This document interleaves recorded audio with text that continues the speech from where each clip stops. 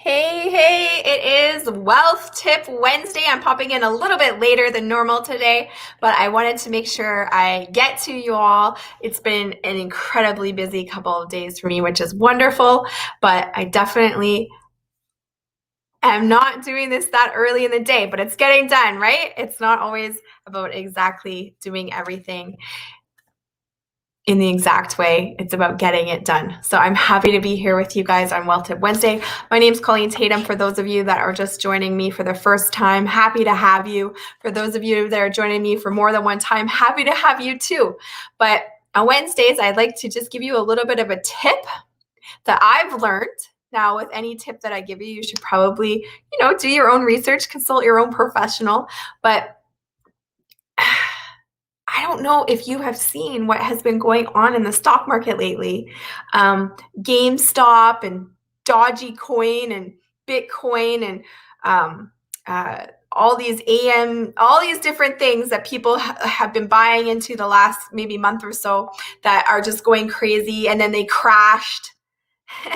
And then maybe you're saying to yourself, man, I should have bought in, or man, that scares me and I never want to invest in stocks, or man, I wish I had bought more Bitcoin, or what the heck is Bitcoin?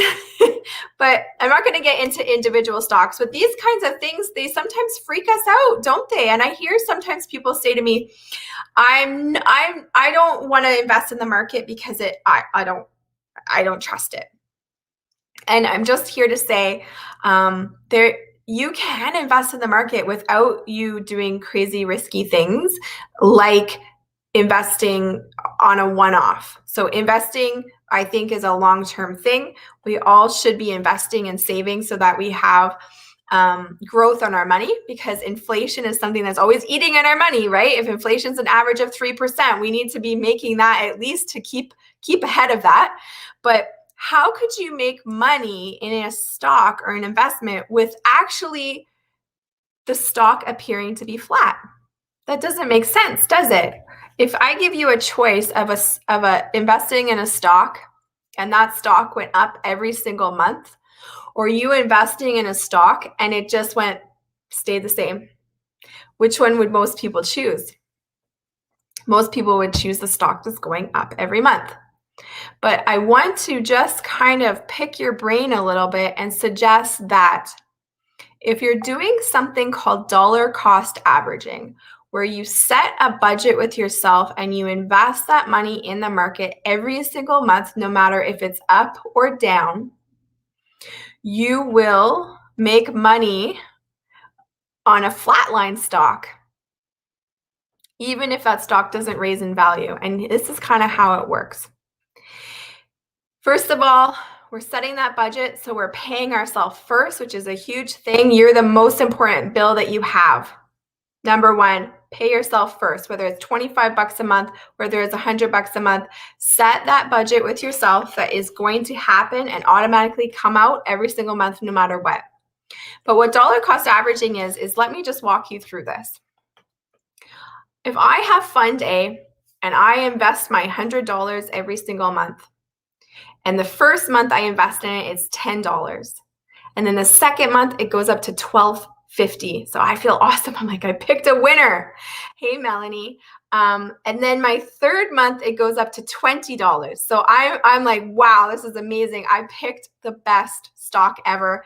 And the fourth month it went up to $25. I'm feeling like a winner. My friend, however, did dollar cost averaging, and it went from 10 to 5 to 2 and to 10. So we're talking at lunch. Some people do.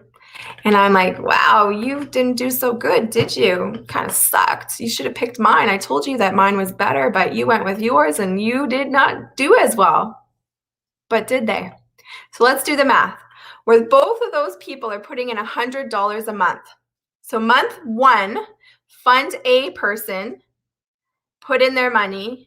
Month two, they put in their money. Month three, it was $20, and month four is worth $25. So they put in the same $100 every single month. I hope you're with me so far.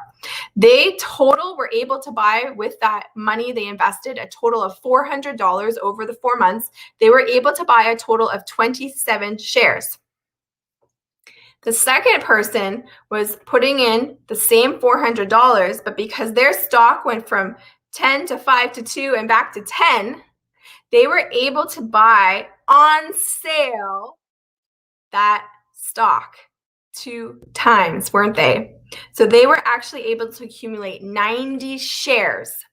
So if I do the math on that, person number 1 has 27 shares times $25 is $675 once they go to sell their stocks.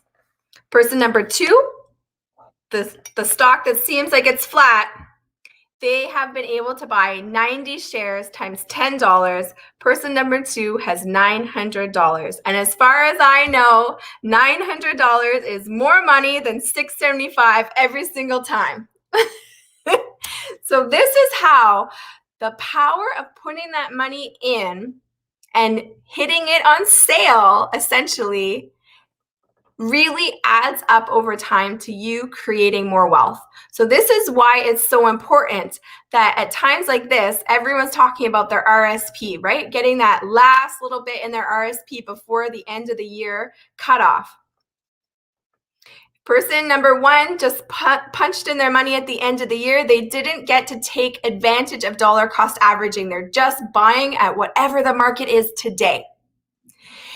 But if that same person was instead putting $100 or $50 in every single month throughout the year, they would have also taken advantage of many, many sales along the way, and they will probably make more money over time than the other person.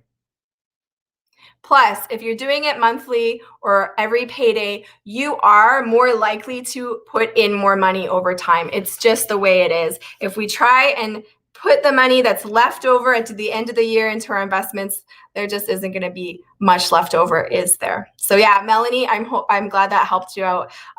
When I looked at it first, I was like, interesting. And it's pretty powerful. You don't have to concentrate so much on, is my stock going up in value? Because just by you buying on sale, you're going to do better over time. So I hope that helps. I hope you start dollar cost averaging, set an amount with whoever you're working with, and just stick to it.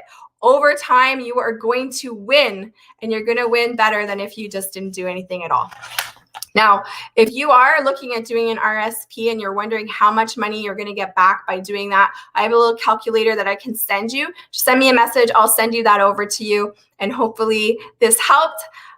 It's Wealth Wednesday. I'll see you on Friday as I give a little shout out for Fan Friday. But hope this helped you. Hope you have a great day. See you again.